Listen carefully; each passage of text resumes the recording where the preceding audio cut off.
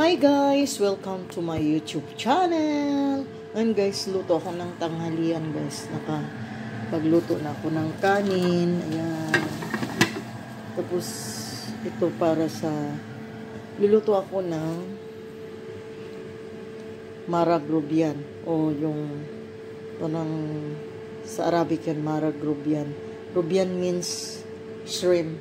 Ito yung mga ingredients o sangkap guys. Yung onion, garlic, saka mayroon tayong chili flakes powder, curcum o turmeric, garlic powder, oyster sauce, mayroon tayong bay leaves, saka mayroon tayong soy sauce.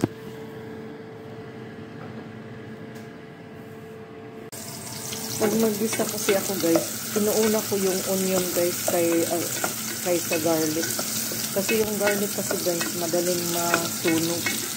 Kaya ito inuuna ko yung onion o yung sibuyas. Pero dahan-dahan lang sa apoy guys, in the low fire. Kasi madali din ito masunog. Ayan. Once na mag-transparent na yung onion, lagay ko na yung garlic. So,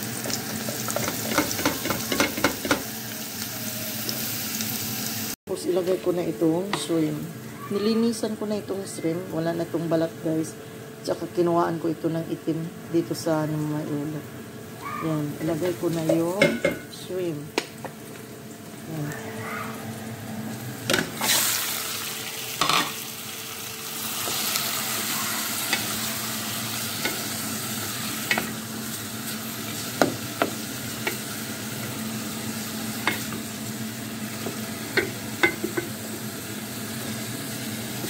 Hayaan lang muna siya guys na mag-absorb yung tubig bago ko siya lagyan ng mga ingredients o yung mga condiments guys.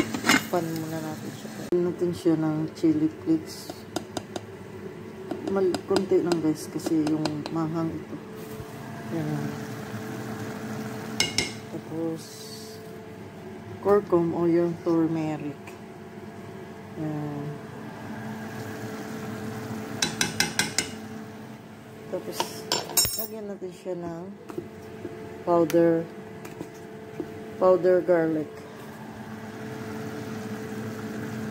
Depende sa inyo guys kung gusto nyo. Ako nilalagyan ko siya ng powder.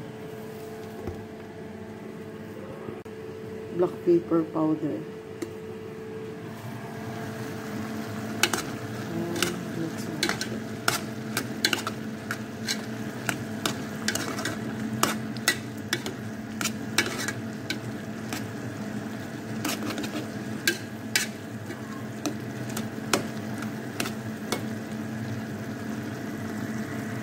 Siya ng bilik o yung ano siya guys,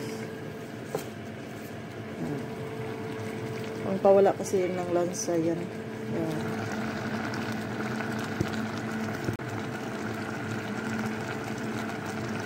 God bless.